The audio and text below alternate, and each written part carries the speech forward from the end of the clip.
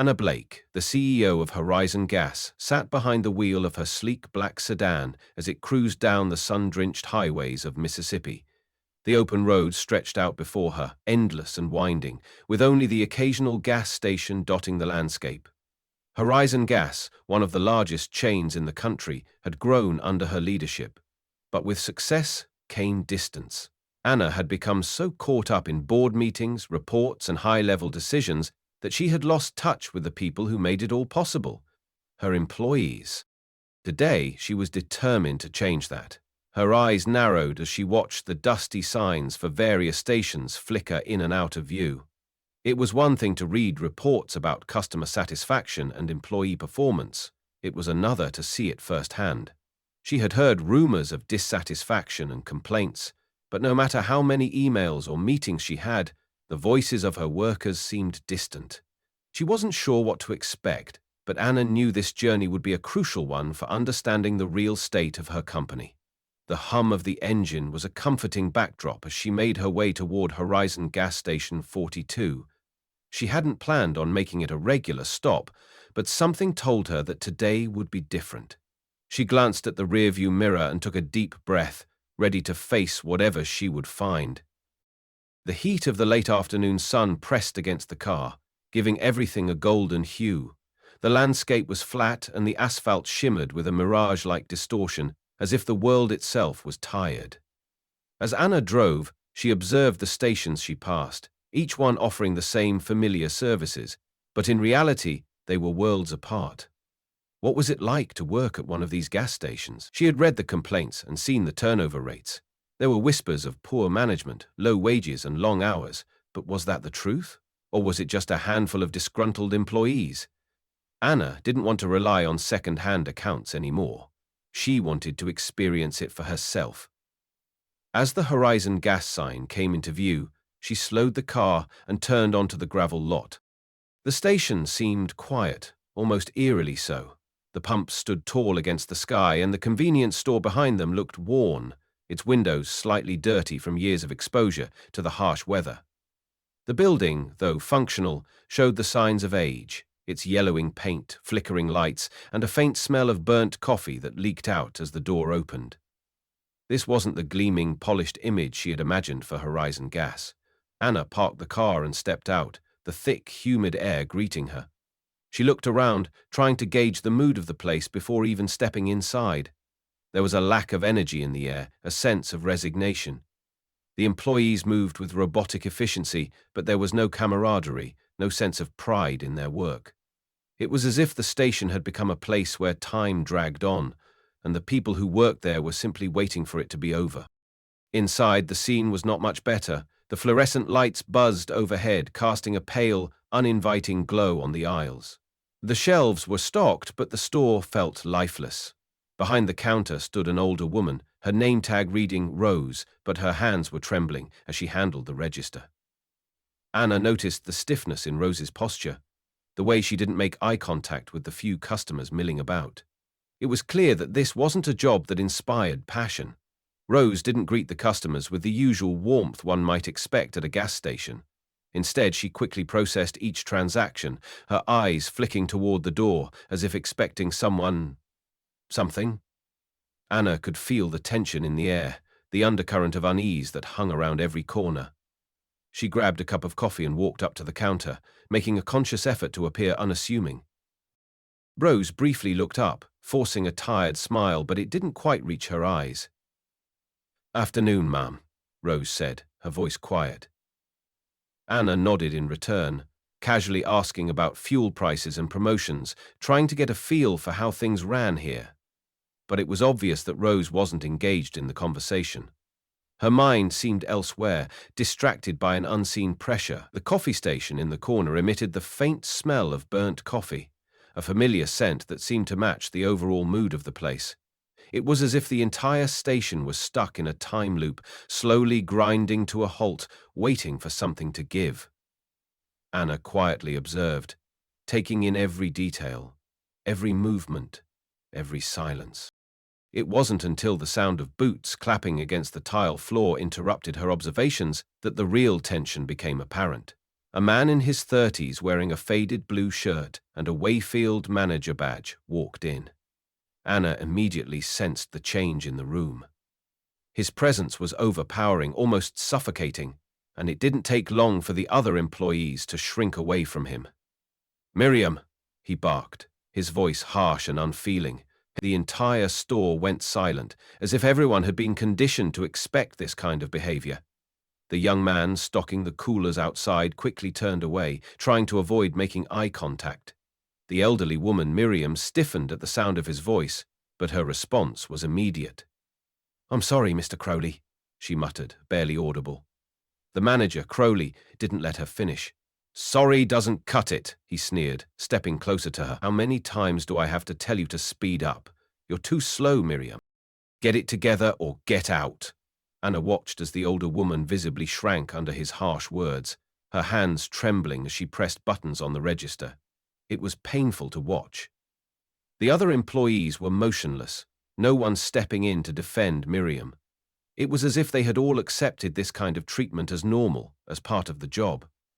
Anna could see the fear in their eyes, the way they had all learned to keep their heads down and avoid confrontation. There was no camaraderie here, no support between them, just the fear of an abusive manager who had complete control.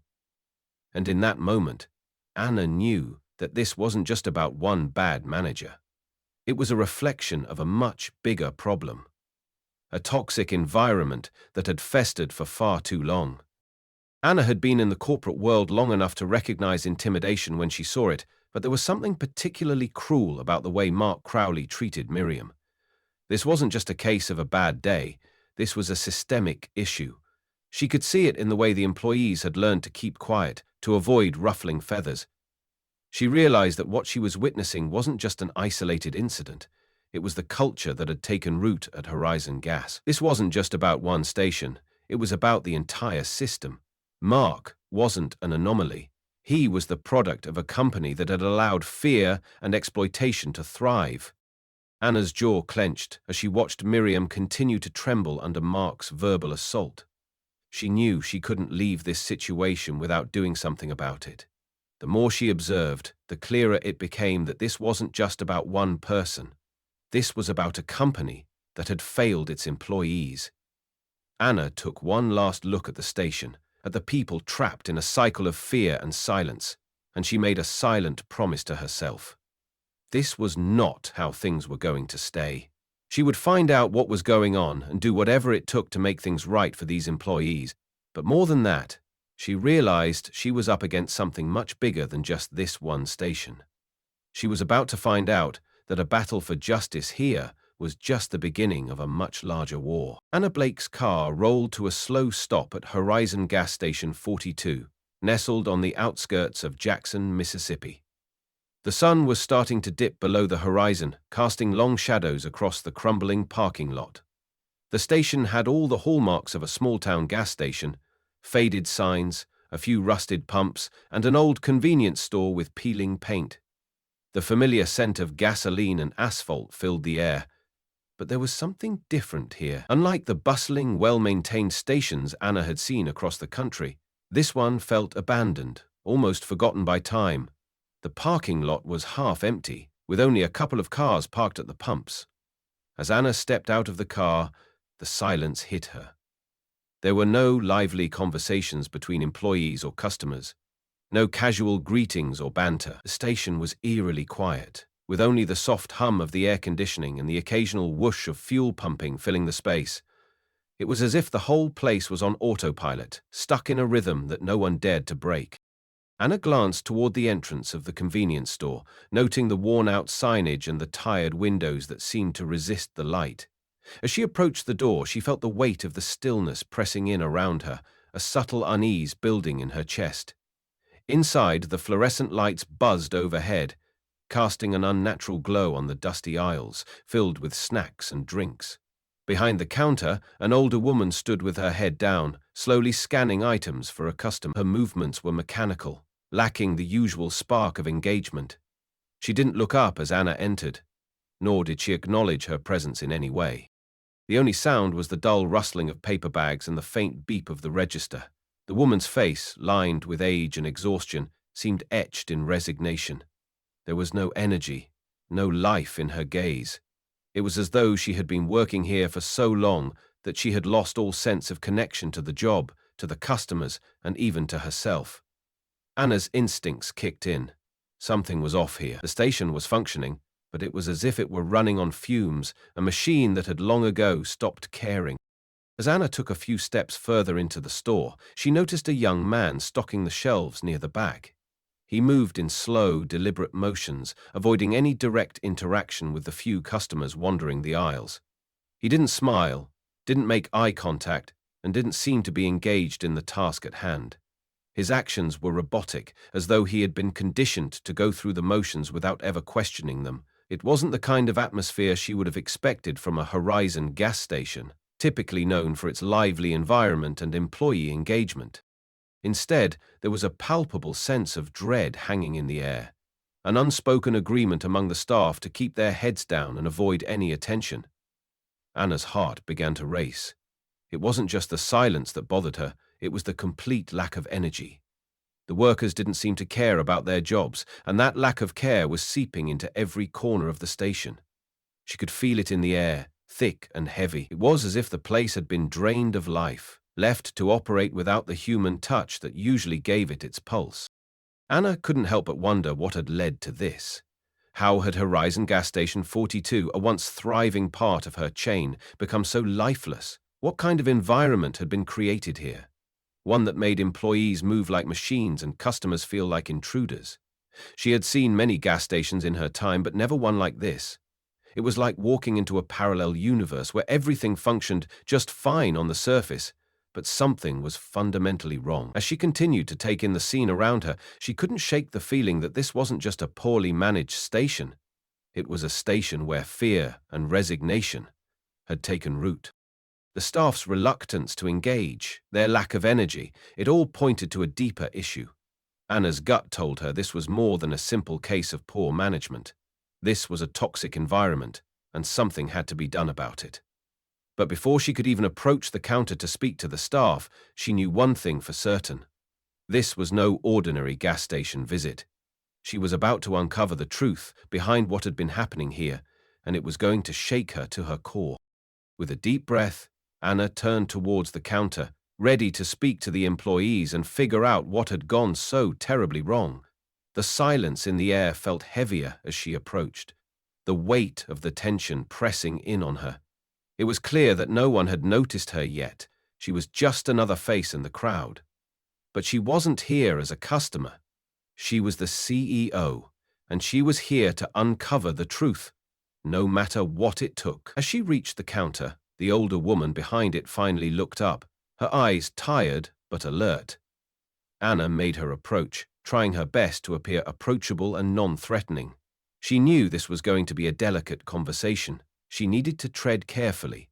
If she was going to fix what had gone wrong at Horizon Gas Station 42, she had to understand it from the inside out. Anna approached the counter where Rose, the older cashier, stood hunched over, her hands moving in slow, deliberate motions as she worked the register.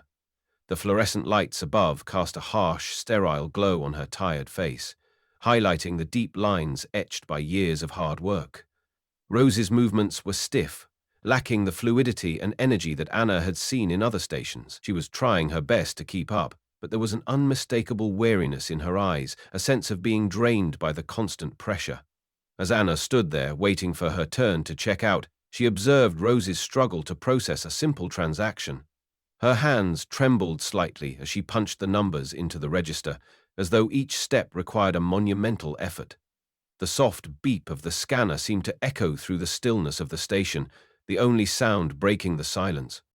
Rose glanced up briefly, giving Anna a polite but strained smile, clearly overwhelmed. Her face was pale, and there was a tightness around her mouth, as though she were trying to hold herself together under the weight of everything she had to manage. Anna could see the stress in the way she carried herself, the tension in her posture as she moved from one task to the next. It wasn't just the job, it was the environment, the lack of communication, the way the other employees avoided eye contact, the oppressive silence hanging in the air. It was clear that Rose wasn't just struggling with the tasks at hand, she was battling something deeper. There was a sense of fear in her movements, a reluctance to make any mistakes because it seemed one slip-up could mean more stress, more pressure.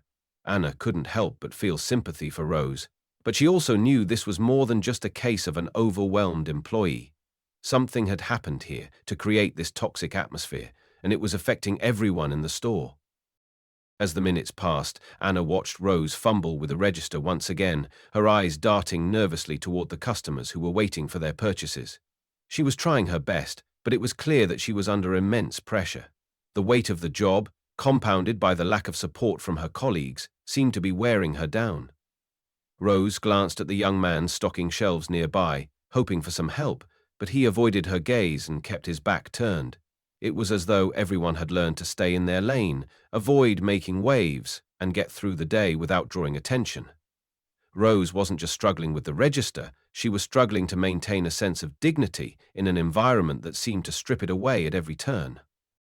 Anna's heart went out to Rose, but she also couldn't ignore the anger bubbling inside her. This wasn't the kind of atmosphere she wanted at any of her stations, let alone one under her direct oversight.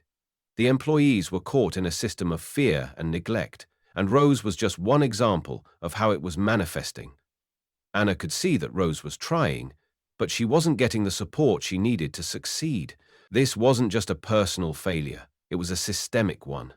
The manager, the company culture, the lack of training, and the absence of proper resources were all contributing to the stress and dissatisfaction that had taken root here. Anna knew she couldn't let this continue. As Rose continued to struggle with the register, Anna took a deep breath and stepped forward, her presence breaking the silence. She gently placed her items on the counter and smiled at Rose. "It seems like it's been a busy day," she said softly, trying to break the tension. Rose looked up, her eyes wide with a mixture of surprise and confusion, but she managed a small, strained smile. "Yes, ma'am. It's been a long day." Anna studied her for a moment longer, her gaze unwavering but kind. "Is there anything I can do to help?" she asked, offering the question as a genuine inquiry. Rose hesitated, her hands still shaking slightly as she scanned Anna's items. For a moment it seemed like she might speak, but the words didn't come. Instead, she simply nodded and continued her work, her face hardening into a mask of professionalism. It was clear that Rose didn't want to burden anyone with her problems, even if she was struggling. But Anna saw through the facade. She knew that if Rose's difficulties were allowed to continue without intervention, they would only get worse. The whole station needed a shift, a cultural change, a break from the toxic environment that had taken root. Anna realized then that she couldn't just be an observer. She had to be a catalyst for change. As Rose handed her the receipt, Anna's resolve solidified. She would do everything in her power to ensure that the employees at Horizon Gas Station 42 no longer had to endure the stress and fear that had defined their lives. The time for change had come. As Anna stood quietly at the counter, observing the tension in the store, the door swung open with a sharp creak, and Mark Anderson, the station manager, stormed in. His heavy boots echoed on the tile floor as he marched toward the register, a look of frustration clouding his face. His presence was commanding, almost intimidating, as he made his way through the store. The moment he walked in, the atmosphere seemed to change. What little warmth had been present evaporated, replaced by an immediate sense of discomfort and fear.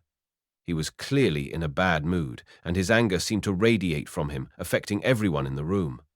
Anna watched closely, her eyes narrowing slightly as she saw the tension building.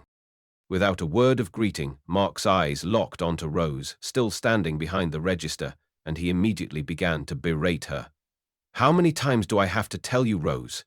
This register should be running smoothly, not giving you trouble every time you touch it." His voice was harsh, cutting through the silence of the store like a knife. The words were sharp, leaving no room for explanation or defense. Rose flinched, her hands trembling as she tried to handle the register. She opened her mouth to respond, but quickly closed it again, clearly too intimidated to speak. Mark's words were coming faster now, each one more cutting than the last. "You're too slow, you're too inefficient. I can't keep covering for you every damn day." His tone was laced with scorn, and it seemed to pierce through the already heavy air. Anna could see the hurt in Rose's eyes, but she remained silent, retreating further into herself as Mark continued his tirade. The rest of the employees in the store remained perfectly still, their eyes glued to the floor, avoiding any direct interaction with the scene unfolding. Anna noticed how they all kept their heads down, not daring to meet anyone's gaze. There was a palpable fear in the room, a fear that had silenced them all. It was clear that no one here felt safe enough to speak up or intervene. The young man stocking the shelves near the back of the store pretended to focus on his task, his back turned to the situation. The woman near the door arranging snacks was absorbed in her work, but her stiff posture gave away her unease. Everyone in the store was trapped in a system of silent submission, afraid of drawing attention to themselves, afraid of what might happen if they stepped out of line. As Mark's voice continued to rise, Anna's jaw clenched in response. She could feel the weight of his words hanging in the air, and her heart ached for Rose. It was clear to her that this wasn't an isolated incident. It was part of a much larger pattern of bullying and intimidation that had permeated this station. Mark's behavior wasn't just unprofessional. It was cruel. Anna could see that he had no regard for Rose as a person. She was merely an object to him, something to be controlled and manipulated. His words were designed to humiliate her, to make her feel small and insignificant, and it was working. Rose's face flushed a deep red, her eyes lowered even further, and she could barely manage to breathe, let alone defend herself. Anna was not one to sit idly by when she saw injustice, and she knew she couldn't let this continue. She stood straighter, her gaze now focused entirely on Mark. Her presence was calm but unwavering, a silent statement that she would no longer tolerate the toxic environment that had been allowed to thrive here. She had seen enough. As Mark continued to verbally attack Rose, Anna stepped forward, her voice cutting through the tension. "That's enough," she said firmly, her tone steady but commanding. The words hung in the air, the store going silent as everyone turned to look at her. Mark froze, momentarily taken aback by the sudden interruption. His eyes shifted from Rose to Anna, and for the first time, he seemed uncertain. Anna's gaze locked onto Mark's, her eyes unwavering as she continued. "I'm the one who makes the decisions here," she said quietly, but with authority. "And I don't tolerate bullying. Not in my company." The words were simple, but they carried weight. Weight that Mark couldn't ignore. For a moment, Mark didn't respond. His arrogance was momentarily challenged, and the power he had wielded so easily in the store seemed to slip from his grasp. Anna didn't give him a chance to recover. She turned her attention back to Rose, offering her a soft, reassuring smile. "You don't need to take that from anyone," she said gently. "I'm here now, and things are going to change." The tension in the room didn't disappear immediately, but Anna knew this was a turning point. She had made her presence known, and she had set the tone. Mark wasn't in charge anymore, and the employees would no longer be afraid to speak up. As she stood there facing the store and the employees who had witnessed it all, Anna's resolve solidified. This was just the beginning of a much-needed transformation. The atmosphere in the store had already begun to shift, and Anna knew that if she was going to truly make a difference, she would need to address not just Mark, but the toxic culture that had taken root here. Anna took a deep breath, her mind racing as she stepped towards Mark, who was still standing near the register, his glare fixed on Rose. The sharpness in his eyes softened momentarily as he turned to face her, but there was no warmth in his expression, only a cold, calculating demeanor. Anna could feel the tension radiating from him, but she didn't flinch. She stood tall, her gaze unwavering as she addressed him. "I noticed you have some issues here," she said, her voice calm yet firm. Mark's eyes narrowed slightly, but he didn't respond immediately. Instead, he took a slow, deliberate step closer to Anna, as though sizing her up. His posture was rigid, exuding an air of dominance. "Is there a problem with the operations here?" Anna asked again, her tone still steady but tinged with curiosity. She wanted to understand what was happening under Mark's management, and more importantly, why he had acted the way he did towards Rose. Mark scoffed at her question, dismissing it with a quick wave of his hand. "This station runs just fine," he said, his voice dripping with disdain. "I don't have time for people who don't get it. It's hard work here, and if they can't handle it, I'll find someone who can. His response was dismissive, almost as if he didn't consider her to be someone who had any authority to question his methods. He was in charge, and that was all that mattered to him. Anna's eyes narrowed as she watched him closely, analyzing his body language and tone. She had expected some resistance, but there was something unsettling in Mark's response. Something that went beyond just dismissing her questions. She could feel the weight of his control in the air, a toxic cloud that hung over the entire station. Mark wasn't just a manager, he was a man who thrived on intimidation and fear, using them as tools to maintain his grip on the employees. He wasn't interested in running a smooth operation. He was interested in keeping everyone in line, under his thumb. She took a step closer, her expression resolute. "It's hard to run a business when your employees are too afraid to speak up," she said, her voice low but unwavering. Mark stiffened at her words, but he didn't back down. Instead, he let out a short, humorless laugh. "Fear is what keeps things running smoothly," he retorted, his tone almost mocking. "Without it, they'd slack off and take advantage. I keep them in line because I have to. People can't be trusted to do the right thing on their own." The arrogance in his voice was palpable, and Anna's stomach churned at the implication that fear was the foundation of his leadership style. Anna could see through his facade now. It wasn't just about managing the station. It was about asserting his dominance over the employees. He wasn't concerned with their well-being or their morale. He was controlling them, using fear as a tool to maintain his sense of power. It wasn't just an abusive leadership style. It was a systemic issue that went far deeper than Mark himself. This wasn't just one man's behavior, it was the culture he had cultivated in the station. A culture where employees were too afraid to stand up for themselves, too afraid to even make a mistake. Anna could feel the anger rising in her chest, but she knew that losing control of her emotions would only give Mark the upper hand. "I don't think fear is what's keeping things together here," Anna said slowly, her voice steady despite the fury building inside her. "I think it's the silence. You've made them so afraid that they can't even speak up when things go wrong. And that's not leadership, Mark."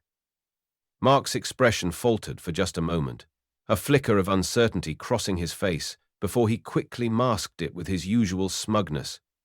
But Anna could see it. He was beginning to realize that she wasn't just some corporate figurehead. She wasn't afraid of him, and that made him uneasy. He squared his shoulders, trying to regain his composure. "You don't understand how things work here," he said, his tone defensive. "I've been running this place for years. If I didn't keep control, it would fall apart. You think they're grateful for their jobs? They're lucky I even give them a paycheck." His words were venomous, but Anna wasn't intimidated. She had heard this kind of rhetoric before. The justification for mistreating employees, for creating an environment of fear, all wrapped up in the guise of discipline and efficiency. Anna stood her ground, her eyes locked onto his. "What I think," she said firmly, "is that you're scared of losing control. You don't lead, you manipulate. You use fear to get what you want, but it's not sustainable. Sooner or later, it will all come crashing down." The words hung in the air, heavy with truth. For the first time, Mark's confident facade cracked, and Anna saw a flicker of doubt in his eyes. He didn't respond, but his silence spoke volumes. Anna knew she had struck a nerve, and she wasn't done yet. She had come here to make a change, and she wasn't about to let Mark or anyone else stand in her way. As she turned to leave, Anna felt a sense of purpose solidify within her. She had a clear understanding of what needed to be done, and the battle had only just begun. The change wouldn't be easy, and it wouldn't happen overnight. But Anna Blake was determined to fight for the employees of Horizon Gas, to fight against the culture of fear that had taken root, and to make sure that no one else would have to endure what Rose and the others had gone through. This was only the beginning. As Anna continued to observe the Horizon Gas Station, something that had initially been subtle began to stand out to her more clearly: the overwhelming silence. The employees moved about the station, performing their tasks mechanically without any real communication or interaction between them.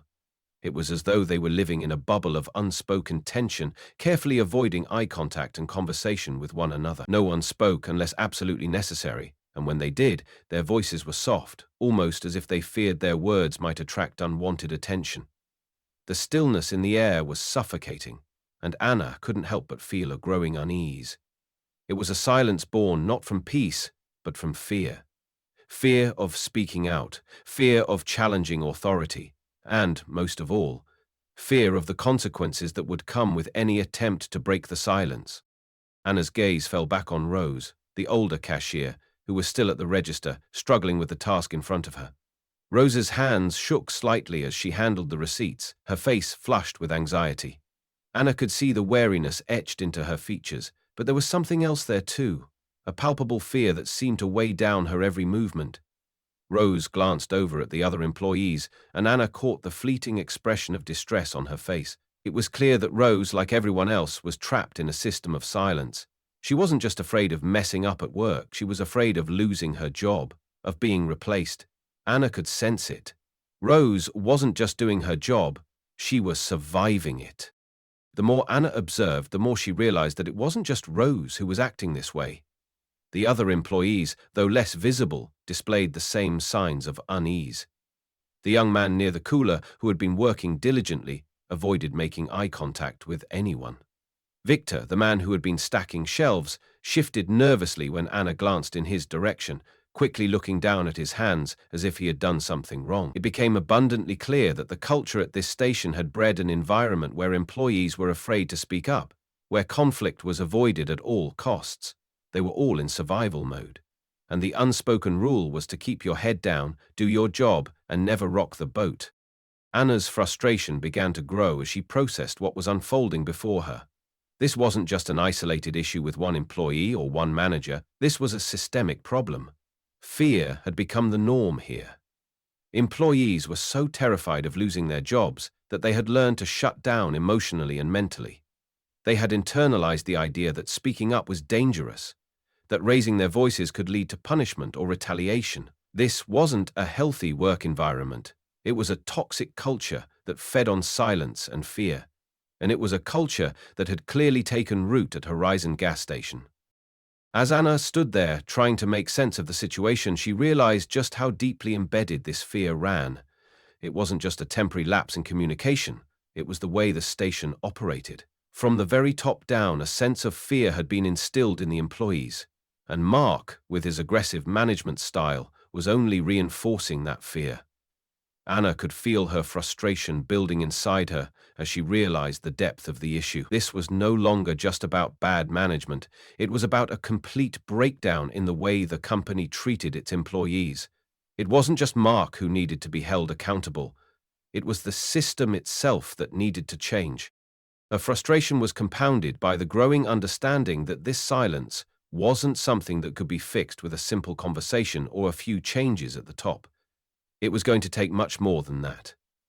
Anna had always prided herself on being a hands-on leader, but she was beginning to realize that change would require not just leading from the top, but understanding the deeper issues that had taken root within the culture of Horizon Gas. She wasn't just fighting for one station, she was fighting for every employee, for every person who had been silenced and made to feel invisible.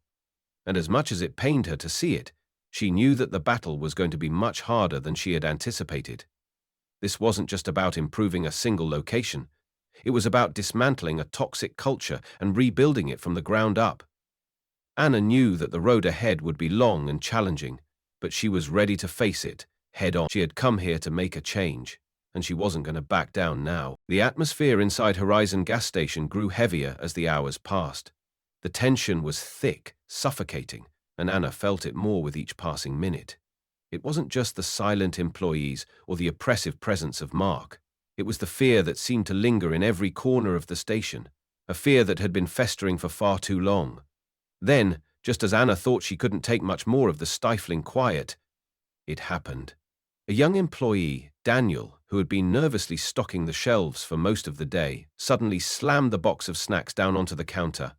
His face was flushed with frustration, his hands trembling, and his voice cracked as he finally spoke up. "I'm done," Daniel snapped, his voice rising with emotion. "I can't do this anymore. I'm out of here." The words hung in the air like a bombshell, startling everyone in the room.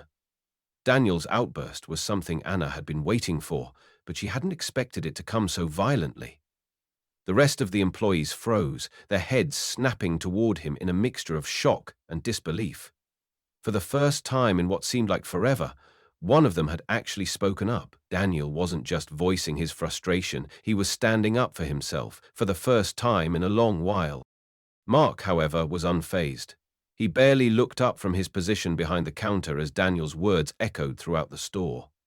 There was no sign of sympathy, no indication that he recognized the weight of what had just been said. Instead, Mark's response was cold and dismissive, his tone harsh as he sneered at Daniel. "So, what? You think walking out will solve anything? You think you're the only one who's been under pressure here?" he scoffed, crossing his arms. "Go ahead, quit. It'll be just another one to add to the list of people who couldn't handle the job." Mark's words were laced with contempt, and Anna could see the cruel satisfaction in his eyes as he belittled Daniel further. Anna was taken aback by Mark's complete lack of empathy. How could someone with so much power be so completely indifferent to the suffering of his employees? But it wasn't just Mark's response that shocked Anna. It was the silence from the other employees. They were all standing there, watching, not daring to speak. They had witnessed Daniel's breaking point, but instead of offering support or solidarity, they remained silent, still too afraid to act. Anna realized then that they were all waiting for someone to make the first move, to prove that it was possible to stand up, to say no, to demand change. In that moment, Anna understood the full depth of the situation. Daniel's outburst was the first sign of resistance she had seen at the station. It wasn't just his frustration. It was the collective breaking point of all the employees who had been silently suffering under Mark's oppressive rule. Daniel was the spark, but Anna knew that it couldn't just end here. The fear that had been instilled in these employees for so long was preventing them from standing up for themselves. They had all internalized the belief that nothing would change, that their voices didn't matter. But Daniel's defiance was a crack in the dam, a glimpse of the possibility that change could come if they were brave enough to fight for it. As Daniel stormed out of the store, his frustration still hanging in the air like a cloud, Anna couldn't help but feel a mixture of anger and sympathy. She was angry at Mark for his callous disregard for his employees, for the way he had belittled Daniel's decision. But she also felt sympathy for Daniel. His courage in quitting was a victory, but it was also a sign of just how broken the system was. The toxic work environment had pushed him to the point of no return. And as he walked out, Anna saw something shift in the room. It wasn't just Daniel leaving. It was the realization that others could follow suit, that standing up to Mark might not be as impossible as they had once believed. But that would take more than just one person. It would take all of them. And that, Anna realized, was the hardest part of the battle ahead. As the doors of Horizon gas station closed behind Daniel, a thick silence settled over the room. Anna stood still, her gaze following his departure, her thoughts swirling in a haze of realization. She had come to this station seeking answers, but what she had witnessed today went far beyond a single manager's cruelty. It wasn't just Mark. It was the entire system, a deeply ingrained culture of exploitation, fear, and manipulation that had taken root within Horizon Gas 42. Anna felt the weight of it crash down on her like a wave, and it became clear that this wasn't just a rogue manager causing the turmoil. This was a pattern, a deeply systemic issue that affected every employee, every shift, every day. She glanced around the room, her eyes lingering on the remaining employees who still wore the masks of fear and exhaustion. Their eyes were downcast, their movements slow, as though they were afraid to make the wrong move. She had seen it before. Employees who were afraid to speak out, afraid to report any wrongdoing, because they knew there would be consequences. It wasn't just about Mark's abuse of power. It was about the manipulation and the ways the system had been designed to keep them silent. The longer Anna stayed, the more she saw the depth of the problem. Employees were being pushed to work long hours without pay, their schedules manipulated to ensure they were always on call, but never compensated for their extra work. Unpaid overtime was the norm.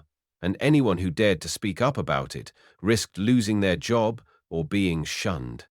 As she surveyed the station, Anna could see how Mark maintained control over the employees.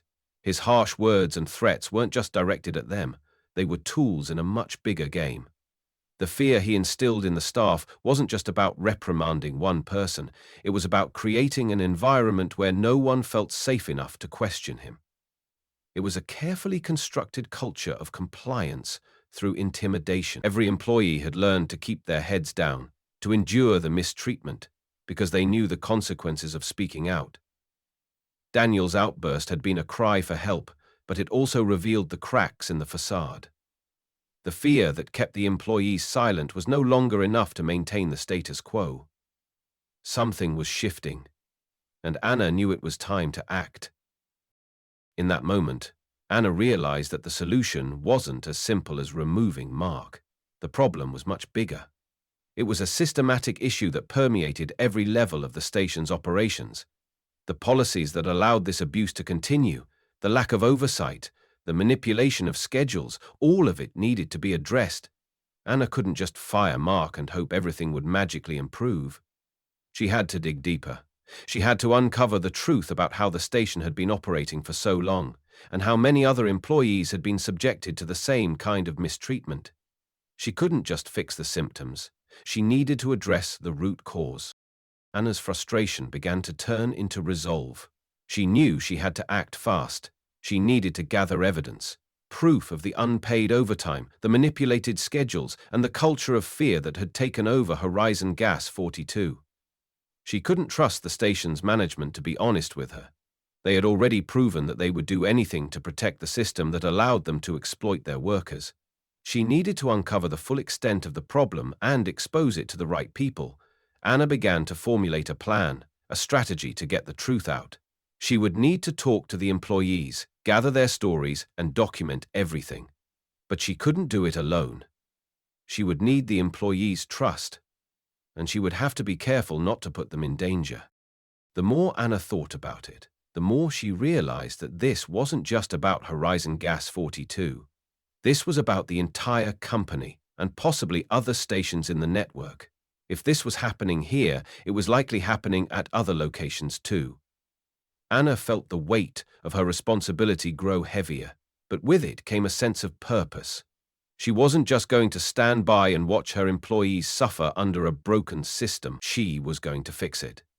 The first step was clear. She needed to expose the truth, and that meant confronting the leadership, documenting the abuse, and getting the employees the support they needed to stand up for themselves. The road ahead would be long and the fight would be tough, but Anna knew she couldn't back down. She had already seen the effects of the system, the silent suffering, the fear, the exhaustion. It was time to bring change to Horizon Gas 42, and she would do whatever it took to make sure it happened. She wasn't just fighting for the employees at this station. She was fighting for a future where no one had to work in fear, where people were treated with dignity, respect, and fairness. And that, Anna knew, was a fight worth winning. As Anna sat down at her desk, the weight of the situation from earlier still pressing on her shoulders, she knew that if she was going to take action, she needed more than just her observations. She needed hard facts. With a determined breath, she began her investigation, diving into the employee records for Horizon Gas 42. The company's internal system was vast, and the sheer volume of data could have easily been overwhelming for anyone not familiar with the intricacies of corporate structures. But Anna had a sharp mind and years of experience, and she knew where to look. The first thing she noticed was the high employee turnover rate, a statistic that should have been a red flag from the beginning. Horizon Gas 42, a station that was supposed to operate smoothly and efficiently, was hemorrhaging workers. What caught her attention even more, however, was the demographic breakdown of the employees who had left. She sifted through the data carefully, her heart sinking as she realized the pattern. A disproportionate number of the employees who had quit or were terminated over the past year were older workers or minorities. This wasn't just a random occurrence. It was a systematic problem that had been ignored for far too long. Anna paused, her eyes scanning the records once more.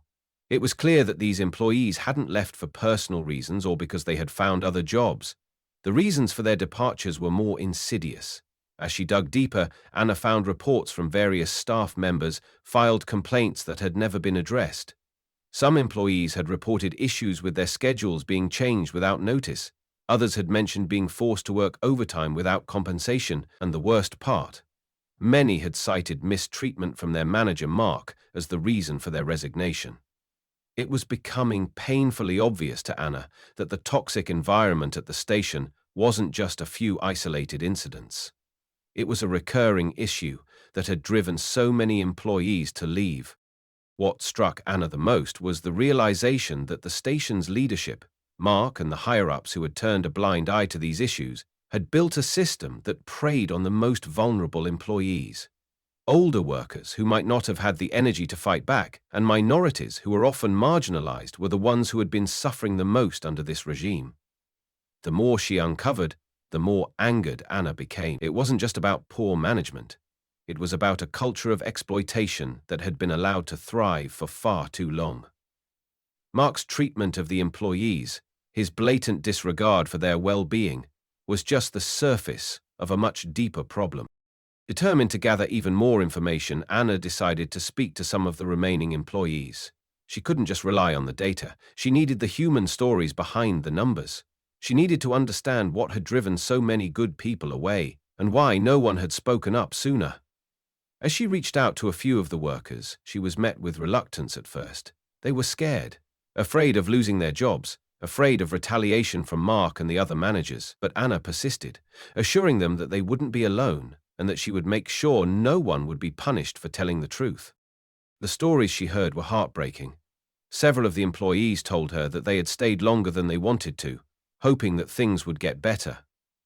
They shared stories of being berated for small mistakes, of working endless hours without breaks, and of being constantly threatened with termination if they didn't comply with Mark's demands. What struck Anna the most was how many of them had felt trapped, like they had no choice but to endure the mistreatment because they needed the job. For them, leaving wasn't an option. They had families to feed, bills to pay, and no other prospects. These were people who had given their best to the company, only to be crushed by an oppressive system that didn't value them. As Anna sat back in her chair, she felt a mixture of anger and determination. This wasn't just about improving conditions for a few disgruntled employees. This was about fixing a broken system that had allowed this kind of abuse to happen unchecked for far too long.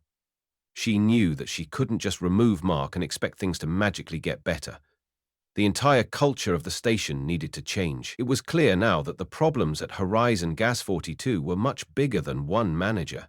They were systemic, built into the very framework of the station's operations. And Anna was more determined than ever to make things right. With the data she had gathered and the stories of the employees she had spoken to, Anna felt she had enough evidence to take action. She was no longer just an observer. She was ready to be the change the station so desperately needed. But she knew this was only the beginning. She would need to challenge the leadership, hold people accountable, and make sure that every employee at Horizon Gas 42 felt safe, valued, and respected. It was a monumental task, but it was one she was prepared to face head-on. The fight for justice had begun, and Anna was ready to lead the charge. Anna knew that to truly bring change to Horizon Gas 42, she needed more than just the testimonies of the current employees still working under Mark's oppressive rule. She needed the voices of those who had already left, those who had suffered under Mark's reign and had walked away in frustration. They held the key to uncovering the full extent of what had been going on, and she was determined to find them. Reaching out to former employees wasn't going to be easy. Many of them had left under stressful and painful circumstances, and she knew that some might be hesitant to speak up again, especially with the fear of retaliation still looming in their minds. But she wasn't going to let that stop her. She had to try. Her first call was to Lucas Hart, a former employee who had left the station after months of mistreatment at the hands of Mark. He had worked as a cashier and was well liked by his co-workers, but when he started speaking out about the way things were being run, he quickly became a target. Anna had heard his name come up several times in her conversations with current employees. They all spoke highly of him, describing how he was one of the first to notice Mark's abuse and try to stand up for his fellow workers. It wasn't long before she got Lucas on the phone. His voice was hesitant at first, but after Anna explained why she was calling, he agreed to meet her and share his story. When Anna sat down with Lucas, she was struck by the exhaustion in his eyes. It was clear that the stress from his time at Horizon Gas had taken a toll on him. He wasn't the same confident, eager employee he had been when he first started at the station. He spoke in quiet tones, his frustration and anger still simmering beneath the surface as he recounted the abuse he had suffered. He told Anna about the long hours, the constant pressure from Mark to work overtime without pay, and how he was belittled every time he tried to speak up.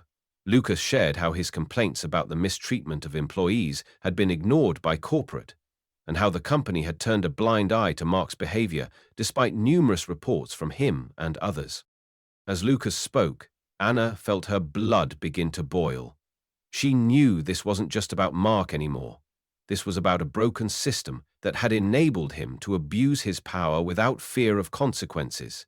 She listened as Lucas explained how many other employees had come forward with similar complaints, only to be brushed aside or outright silenced. "I tried, Anna," Lucas said, his voice cracking. "I tried to do the right thing, but nothing changed. I had to leave. But I know I'm not the only one. I'm not the only one who suffered." His words resonated deeply with Anna. It wasn't just Lucas. There were others, too, who had faced the same treatment and had felt like they had no choice but to leave. The system had failed them, and the corporation had allowed Mark to get away with it. After their meeting, Anna felt more determined than ever to uncover the full truth. She knew Lucas wasn't the only one who had tried to bring attention to Mark's behavior. There had to be more former employees like him, with their own stories to tell, and she was determined to find them. She began reaching out to more former employees, compiling a list of names and tracking down where they had gone after leaving the station. Each conversation revealed more of the same. Mark's abuse had gone unchecked for far too long, and corporate had been complicit in allowing it to happen. Many employees had tried to report his behavior, only for their complaints to disappear into a void, never reaching the people who could have done something about it. Anna's frustration grew as she pieced together the pattern. Mark wasn't just a rogue manager, he was part of a system that allowed this kind of behavior to flourish. Corporate had covered for him, turning a blind eye to the mistreatment of employees. It was clear now that the problem wasn't just one bad manager, it was a systemic issue that needed to be addressed at the highest level. Anna began collecting the testimonies of these former employees, documenting their experiences with Mark and the company's failure to intervene. She knew that this evidence would be crucial in her efforts to bring about real change. By the time Anna had gathered all the testimonies she needed, she was ready to take the next step. She had the facts, the evidence, and the unwavering determination to see this through. It was time to confront corporate, to expose the corruption and abuse that had been allowed to continue for far too long. As she prepared for the next phase of her plan, she knew the road ahead would be difficult, but she also knew that change was possible. If she could fight for it, if she could bring the truth to light, then the employees at Horizon Gas 42 would no longer have to live in fear. They would no longer have to endure mistreatment at the hands of a manager who had been allowed to abuse his power for far too long. Anna was ready to fight. And she wasn't backing down. Anna knew that to truly change the toxic culture at Horizon Gas 42, she needed to confront those at the top who had allowed the mistreatment to continue. While Mark was certainly a part of the problem, Anna had come to realize that he wasn't working in isolation. The system that had protected him, the system that allowed employees to be exploited and abused without consequence, was much larger than one bad manager. The key to breaking this system lay with Patrick West, the regional supervisor. Patrick had been aware of Mark's behavior for far too long, and Anna knew he had been covering for him. It was time to face him and get the answers she needed. Anna tracked down Patrick West, who worked out of the regional office in a nearby city. She wasn't sure what to expect, but she knew she couldn't back down now. After everything she had uncovered, she couldn't let this go. As she entered his office, She was met with a man in his late 40s, dressed in a crisp suit, a stark contrast to the rundown station she had visited. He exuded a polished confidence, and Anna immediately sensed he was used to being in control, but that didn't faze her. She had come here for one reason: to confront him about the ignored complaints, the cover-ups, and the system that had allowed Mark to continue his reign of terror. It was time to hold him accountable. "Mr. West," Anna began, her voice steady but firm, "I've gathered enough evidence to know that Horizon Gas 42 has been operating in a way that harms your employees. I've seen it firsthand. Employees have been subjected to mistreatment, unpaid overtime, and fear tactics. And what's worse, these complaints have been ignored by corporate, including you." Patrick's expression remained composed, but Anna could see a flicker of discomfort in his eyes. He was trying to maintain control of the situation, but Anna wasn't intimidated. Patrick leaned back in his chair, crossing his arms as if considering her words carefully. "You've misunderstood the situation, Miss Vance," he said, his tone smooth and dismissive. "Mark's management style might not be ideal, but he gets results. We've had some complaints, sure, but nothing that warranted the kind of action you're suggesting." Anna didn't flinch. She had heard this type of deflection before. Corporate jargon used to downplay real issues. She wasn't buying it. "I've seen the results firsthand," Anna replied sharply, leaning forward. "What I've seen is fear. What I've seen is employees too afraid to speak up because they know nothing will happen. Mark is abusing his power, and you've been covering for him. Don't deny it." Patrick's demeanor shifted slightly, but he quickly regained his composure. He had clearly been caught off guard, but he wasn't about to admit any fault. "You think this is as simple as Mark and his management style?" Patrick replied, his voice becoming defensive. "It's not. I've been trying to keep things under control, but with turnover rates so high and constant pressure from above, it's hard to manage every station perfectly. People get frustrated, and yes, sometimes they lash out. But I've done my best to keep things running smoothly." Anna's frustration simmered beneath the surface. She could feel the walls Patrick had built around himself, the deflection and excuses, but she wasn't backing down. "Your best?" she repeated, incredulous. "Mark has abused his employees for months, maybe even longer, and you've done nothing but cover for him. You've allowed this culture of fear and mistreatment to thrive, and now it's time for you to take responsibility." Patrick's eyes narrowed slightly, but there was a flicker of hesitation now. He knew she was right. "I didn't want it to get to this point," he muttered, almost as if trying to justify his inaction. "Mark is a strong manager, and the station was running well before all this started. We don't have the luxury of perfect employees, Miss Vance." "You don't understand the pressures we face."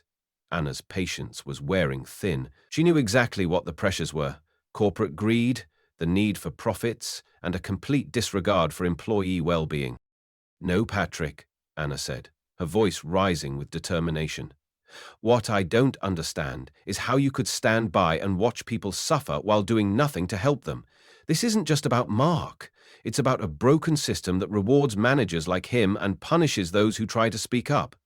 You're complicit in all of it." Patrick looked away, unable to meet her gaze. He knew she was right, but admitting it meant confronting his own failures and the failure of the entire system. Anna took a deep breath, trying to keep her anger in check. She could feel the weight of the conversation bearing down on her, but she refused to back down. "I'm not here to listen to excuses," she said. "I'm here to make things right. And that means not just firing Mark, but exposing the entire corrupt system that allows this to happen. You've protected him for too long, Patrick. Now it's time for accountability." Patrick let out a long sigh, the facade of confidence slipping. "You think firing Mark will fix this? The problem runs deeper than that, Anna. You're up against more than just one bad manager. You're up against a system that's been in place for years." Anna's eyes burned with resolve. "That's why I'm not stopping at Mark. I'm going after the entire system. It's time for a change, Patrick, and I'm going to make sure it happens." With those words, Anna knew that the real work was only just beginning. Patrick had admitted his role in the cover-up, but there was still so much more to uncover. The corruption went deeper than one manager. It was systemic. and Anna wasn't about to let it continue. She had her plan in place, and she was ready to take action. The battle for justice had only just begun. As Anna continued her investigation into the toxic culture at Horizon Gas 42, Mark's unease began to grow. He was no fool. He knew exactly what was happening. Anna had been asking questions, observing his management style, and gathering evidence. It didn't take long for Mark to realize that his control over the station was slipping, and he needed to act quickly. His first move was to try and cover his tracks. He began manipulating the schedules, ensuring that no overtime or extra hours were recorded officially. He even made sure the employees clocked out on time, only to force them to work after hours without compensation, just as he had done before. It was his way of trying to erase the evidence of his abusive behavior.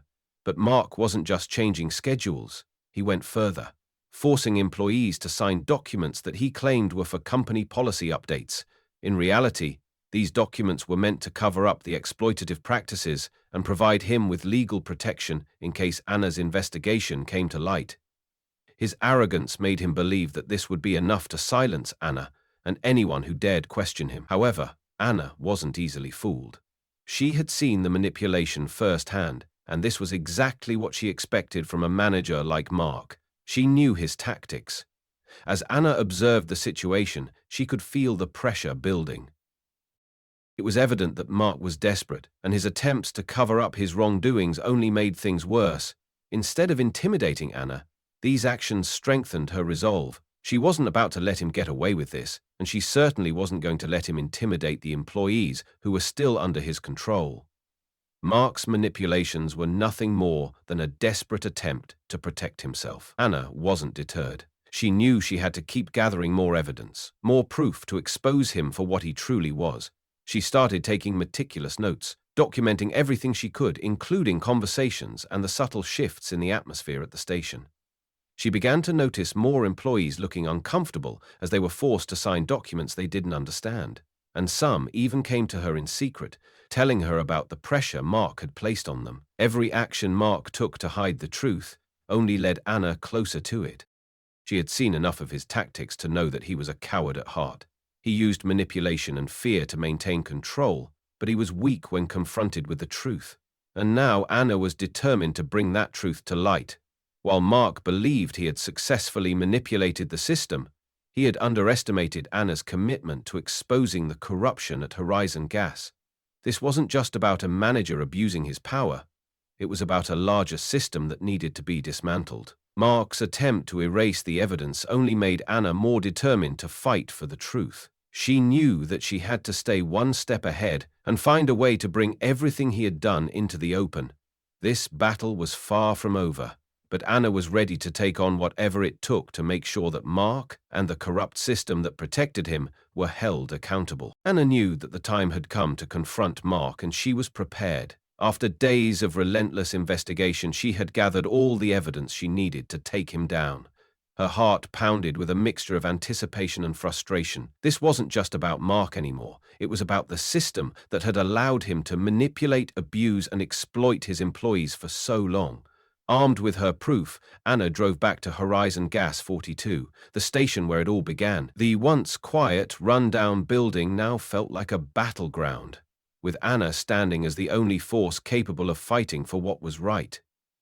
She stepped into the station with the evidence in hand: manipulated schedules, records of unpaid overtime, and a long list of complaints from employees who had been silenced for far too long.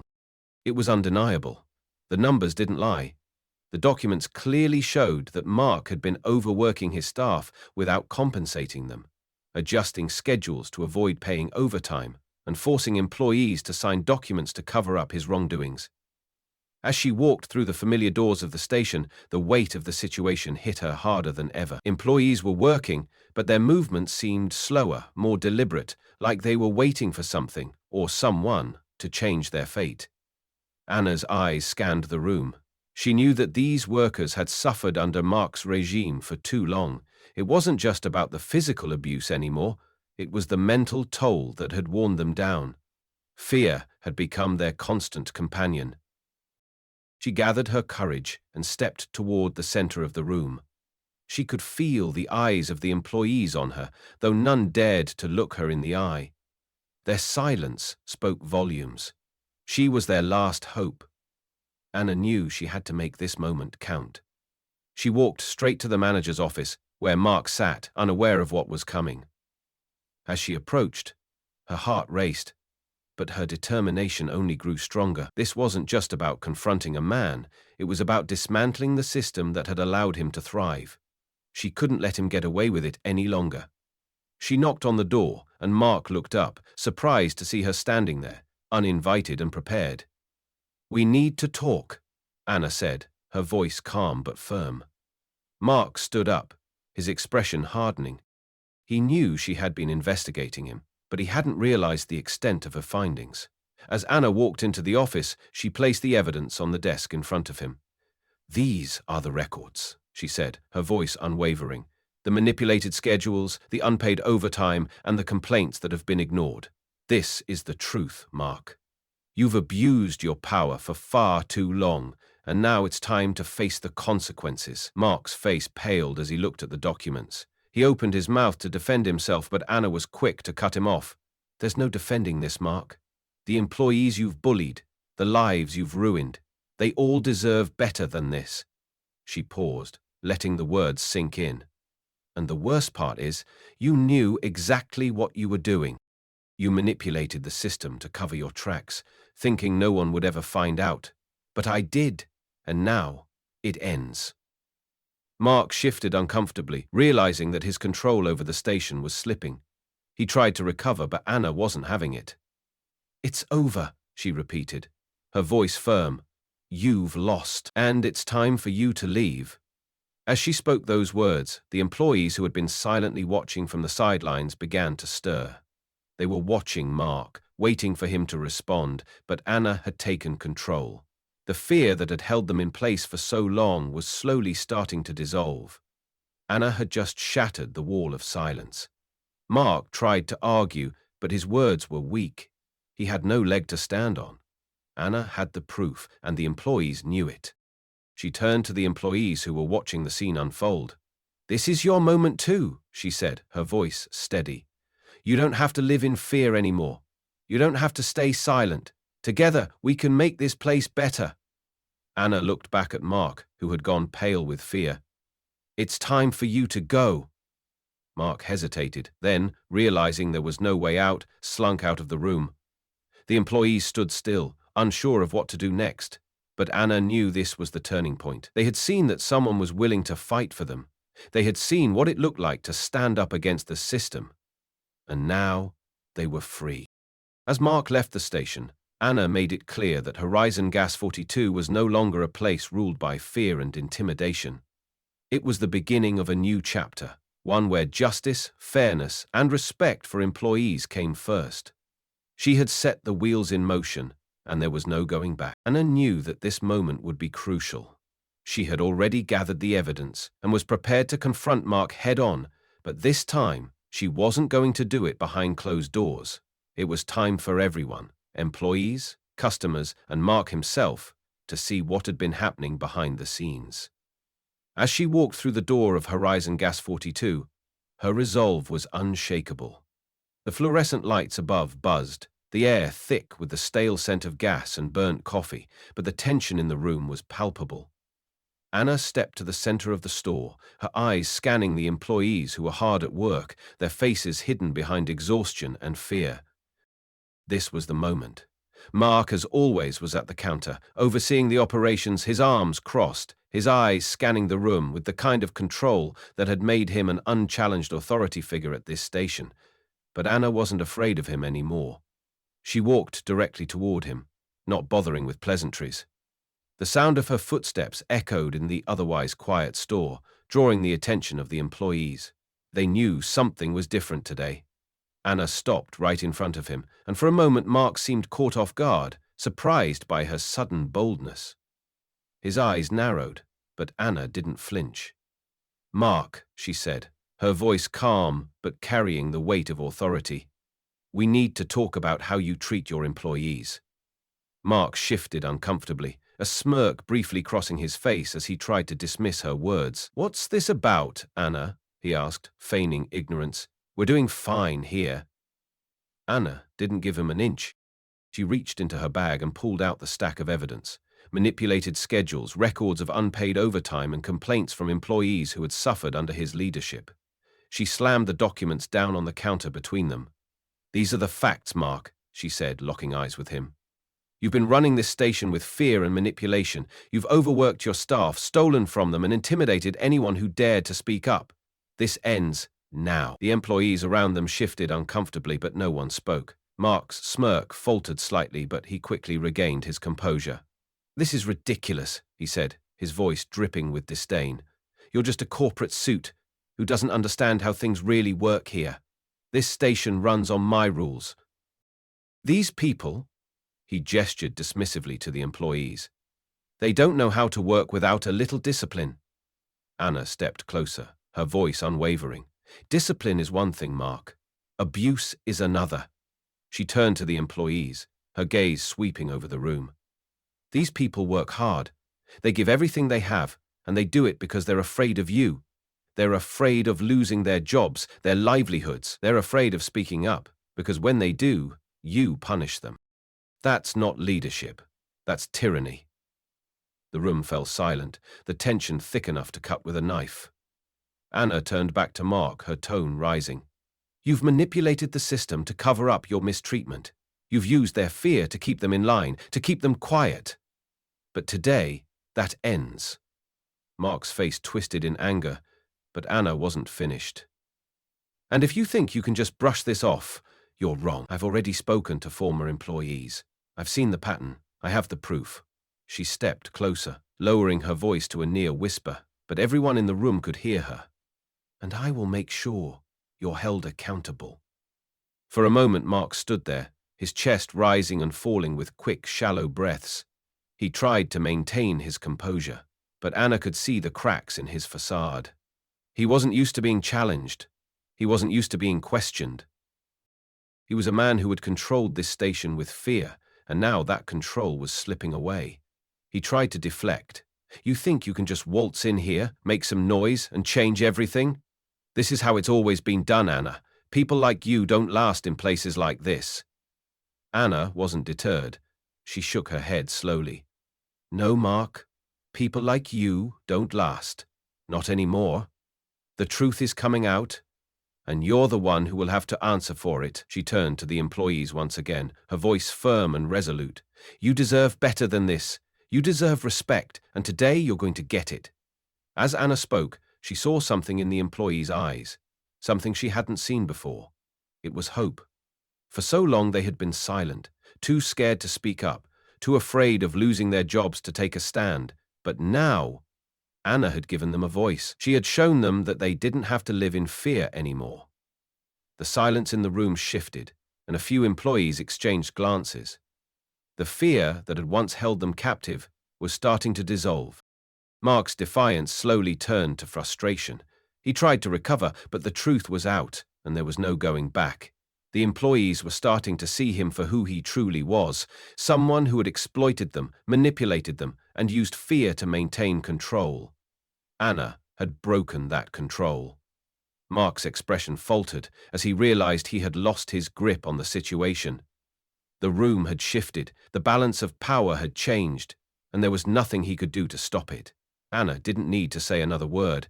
The employees knew what needed to be done. Mark's time at Horizon Gas 42 was over. The employees were no longer afraid. They had seen someone stand up for them, someone who cared about their well-being, and someone who was willing to fight for what was right. Anna had not only exposed Mark for what he was, but had also given the employees the courage to stand up for themselves. This was their victory too. Anna turned to the employees one last time. "From now on, this is your station. You're in control now, and I will make sure you're supported every step of the way." She looked back at Mark, who stood motionless, his face pale and defeated. "You're done here," she said simply, her voice ringing with finality. As Mark left the store, his defeat complete, the employees erupted into a quiet, cautious cheer. They weren't just surviving anymore, they were thriving. They had seen what true leadership looked like, and they were ready to take their power back. Anna had won, not just for herself, but for all of them. The moment Anna had spoken out, something shifted in the room. For the first time, Rose and Victor, who had been quietly suffering under Mark's oppressive rule, began to find their voices. Rose, who had spent countless hours on the register with trembling hands, now stood a little taller. She glanced over at Victor, and for the first time their eyes met with a shared understanding. The fear that had kept them silent for so long was beginning to fade, replaced by the courage to finally speak the truth. Rose took a step forward, her voice shaky at first but growing stronger as she continued. "Mark has treated us like this for months," she said, her eyes locking with Anna's. "Every day it was the same. Yelling, belittling, punishing anyone who made a mistake. We were all too scared to do anything about it." Anna nodded, her heart swelling with both pride and sadness. She had known there was fear, but seeing it manifest in such a raw way made her realize just how deep the damage had been. Victor, who had been standing off to the side, also took a step forward. "I never wanted to get involved. I was just trying to keep my job," he said, his voice steady now. "But what Anna said about fear is true. That's all it was. Fear. Fear of losing my hours, of losing my job, fear of him." His words hung in the air, and Anna could see that the others were starting to nod. They had lived in that fear for so long, and now, finally, they had someone who was willing to stand up for them, to fight for them. The weight of years of mistreatment began to lift as more employees began to speak out. A young woman who had been restocking the shelves quietly came over to the group. "I never thought we could stand up to him," she admitted. "But if Anna can do it, so can we." The others murmured in agreement, their voices getting louder as more of them gathered. They were no longer just passive employees. They were becoming active participants in their own liberation. Mark, meanwhile, stood at the counter, his face flushed with anger and panic. He had always relied on fear to maintain control, but now that control was slipping through his fingers. His eyes darted around the room as he tried to regain his composure, but the employees weren't backing down. They were unified, and Anna could see that the power dynamic had shifted. "You think this changes anything?" Mark spat, his voice rising in frustration. "You all think you can just turn on me?" Anna didn't flinch at his words. She stood there, calm and resolute. "No, Mark, we're not turning on you," she said, her voice firm. "We're turning towards something better, a place where respect is the rule, not fear." The employees nodded, their support for Anna unwavering. Rose, Victor, and the others were no longer afraid. They had seen the truth, and they were standing with Anna in this fight. Mark's defiance only made him seem more desperate, more panicked. He could feel the power he had once held over them slipping away, and it terrified him. "You'll regret this," he warned, his voice low and threatening. "I'll make sure you do." But his threats were empty now. Anna knew it, and so did the employees. The tide had turned, and Mark could no longer control the narrative. His manipulation and fear tactics had lost their grip. The employees weren't afraid of him anymore.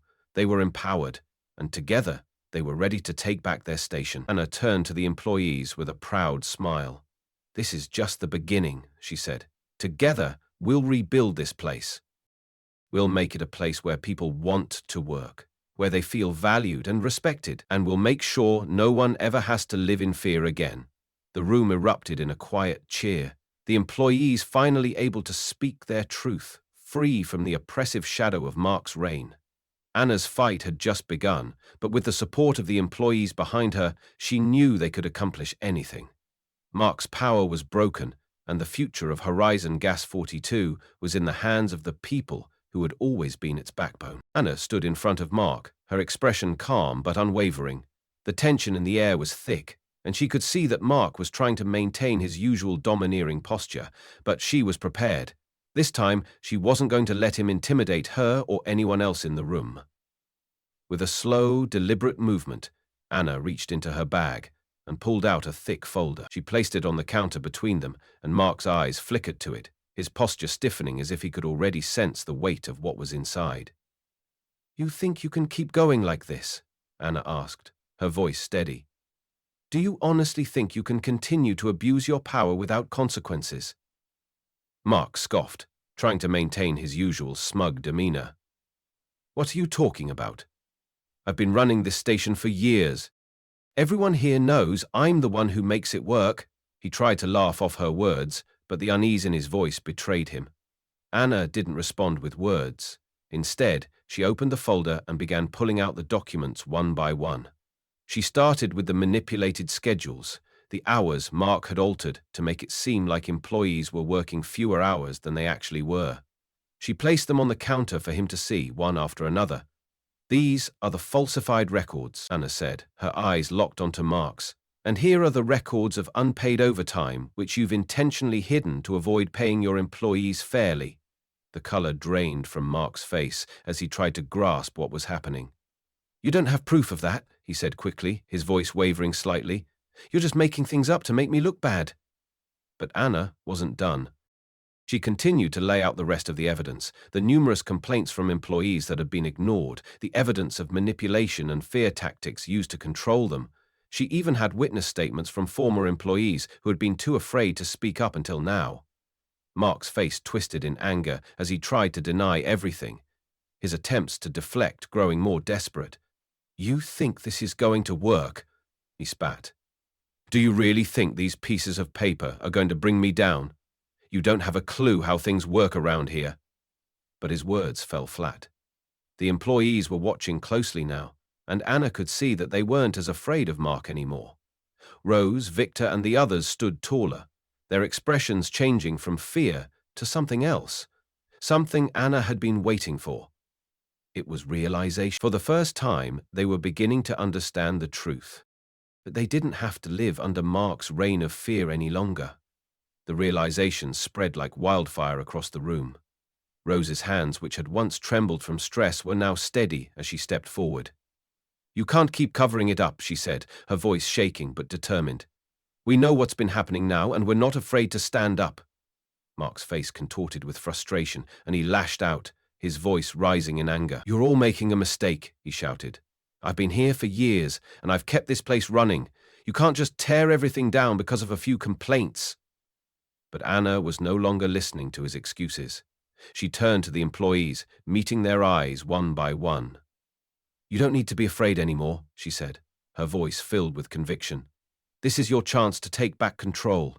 Mark's manipulation ends here. You've all seen the truth now. The atmosphere in the room shifted once more, this time permanently.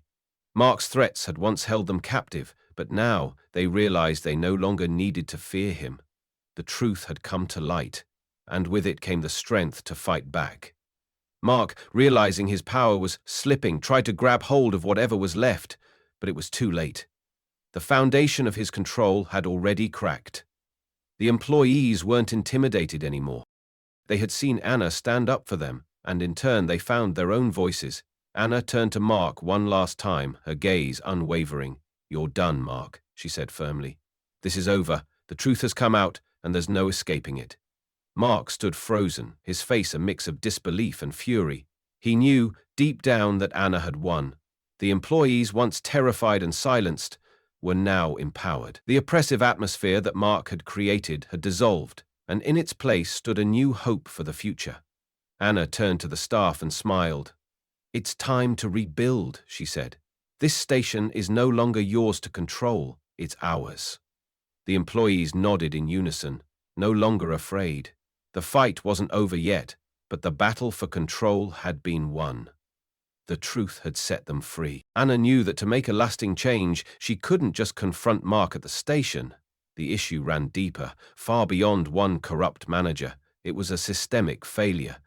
With the evidence in hand, Anna made a decisive move. She escalated the situation to corporate. Sitting at her desk, her fingers hovered over the keyboard, and she carefully drafted an email to the board of directors at Horizon Gas, attaching all the documents she had gathered, including the manipulated schedules, the numerous employee complaints, and the proof of abuse.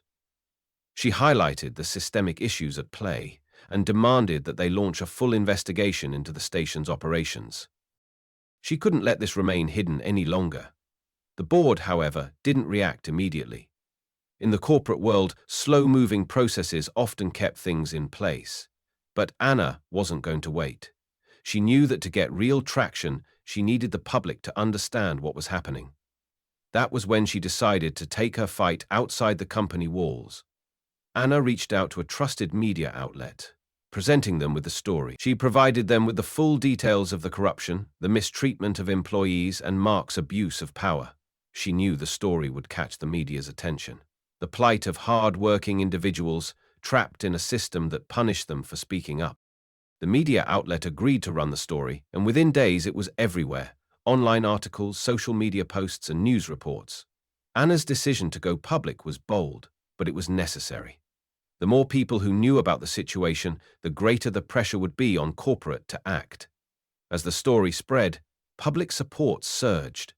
People who had heard about similar experiences at other businesses began speaking out, sharing their own stories of exploitation and abuse in the workplace. Social media platforms were abuzz with the hashtag Justice for Horizon Gas, and the hashtag trended for days. Employees from different sectors of the workforce reached out, inspired by Anna's actions, and demanded changes in their own workplaces. It became a national conversation, one that pushed corporate America to reconsider how they treated their workers. As Anna watched the growing public outcry, she felt a deep sense of validation. This wasn't just about one gas station in Mississippi.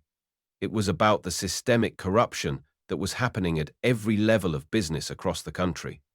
She had started a conversation that was impossible to ignore. With every passing day, the pressure mounted. Corporate headquarters could no longer remain indifferent. The board of directors knew that their inaction would make them complicit, and the public wasn't going to let them forget it. Anna had ignited a movement, and she was determined to see it through to the end. She wasn't just fighting for justice at Horizon Gas. She was fighting for change in every workplace that allowed abuse to go unchecked. And this time, the power was in her hands. The truth was out, and there was no going back. The moment Anna's investigation and the media's coverage gained traction, Mark's downfall became inevitable. Corporate couldn't ignore the mounting evidence and public outcry any longer. Within days, they conducted a thorough internal investigation, and Mark was swiftly fired from his position as manager of Horizon Gas Station 42. Anna had ensured that his actions were fully documented, leaving no room for excuses. Mark, once the figurehead of fear and control at the station, was now a pariah. The company made a public statement distancing itself from Mark, condemning his methods, and emphasizing that such behavior would no longer be tolerated under their leadership. They reassured the public that they were committed to fostering a fair and respectful workplace for all employees. But firing Mark wasn't the only consequence he faced. Legal action soon followed. Anna had worked tirelessly to gather evidence of his wage theft, the falsified schedules, and his consistent use of intimidation tactics to keep employees in line. The company wasn't the only entity taking action. Mark's actions had crossed legal lines, and investigations into his practices were launched. His attempts to cover up his wrongdoings were now backfiring, and he faced legal battles for violating labor laws. Lawsuits were filed, and Mark was exposed for his exploitation of workers, which had been going on for far too long. The legal ramifications of his actions were severe, and he would be held accountable for his misconduct. As the legal process began to unfold, Mark's reputation continued to disintegrate. Once a manager who ruled through fear, he was now a cautionary tale of corporate abuse. The very tactics he had used to control his staff were now being used against him. As corporate began to recover from the scandal, they issued an official statement condemning Mark's behavior. They stressed their commitment to rebuilding trust with employees and ensuring that their stations would be places where workers could feel safe and respected. The board took swift steps to implement new systems for oversight, ensuring that something like this would never happen again. Mark, who had once been so confident in his position, now found himself isolated and ostracized. The company distanced itself from him completely, choosing to focus on reform rather than perpetuating the toxic culture he had created. His name was erased from the company's history, and his actions became a case study in how abuse of power could not only destroy individuals, but entire businesses. As the dust settled and the public began to move on, Anna reflected on what had been accomplished. Mark's fall wasn't just about removing a bad manager. It was about breaking the silence that had allowed systems of abuse to continue unchecked. The company was changing, and the employees at Horizon Gas Station 42 were no longer afraid. They had found their voice, and with it, they had brought down one of the most destructive figures in their workplace. With Mark's removal and the public's growing support for the changes at Horizon Gas, Anna set her sights on transforming the company's culture for good. She understood that change could not just be about firing an abusive manager. It needed to be systemic.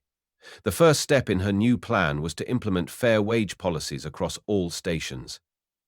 Anna reviewed compensation packages and ensured that employees at Horizon Gas 42 were being paid fairly for the work they performed. She also introduced a new structure for overtime, ensuring that employees would be compensated for extra hours worked without any manipulation.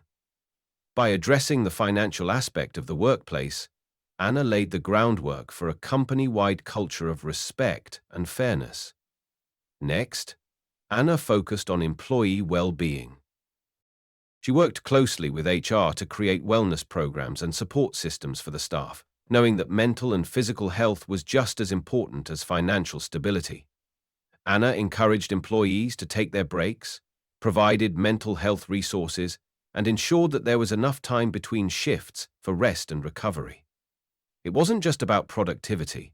It was about making sure the employees had a work-life balance, something that had been sorely lacking under Mark's reign. With these changes in place, the most visible shift at Horizon Gas 42 was the newfound sense of empowerment among the employees.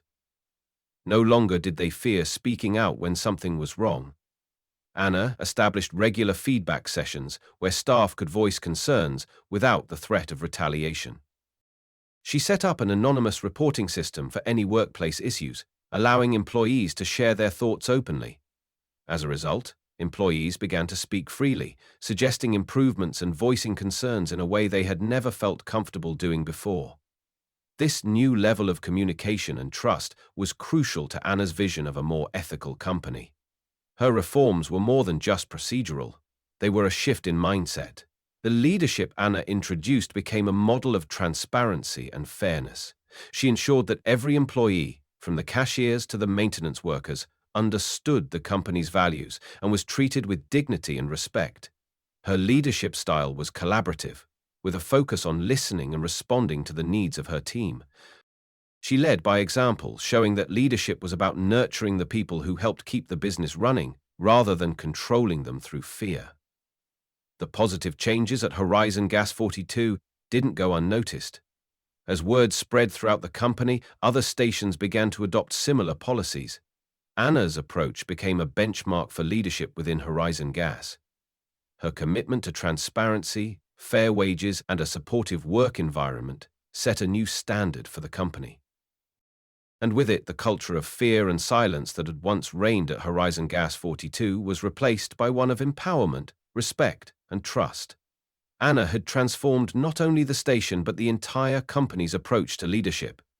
Employees no longer worked in fear, they worked as equals, knowing their contributions were valued. Anna had not just removed a corrupt manager, she had set in motion a fundamental shift that would ensure a better future for every employee at Horizon Gas. If you believe in fairness, transparency, and creating better workplaces for everyone, then join us in supporting these important changes. Hit that subscribe button now to be part of a movement where we challenge the status quo and make sure voices are heard. Don't miss out on more stories that inspire positive change. Subscribe and be the difference we need.